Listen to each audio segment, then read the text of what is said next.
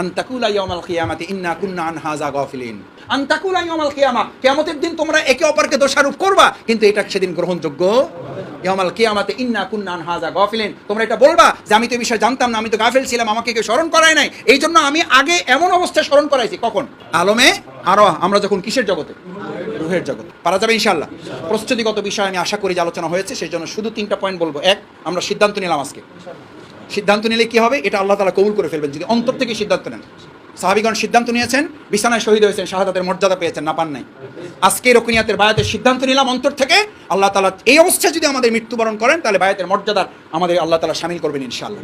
2 হতে সিলেবাস শেষ করা সহ আমাদের প্রস্তুতিটা আমরা সম্পন্ন করবো ইনশাআল্লাহ। পারা যাবে ইনশাআল্লাহ। 3 নাম্বার হচ্ছে ময়দানে আমরা ভূমিকা পালন করব।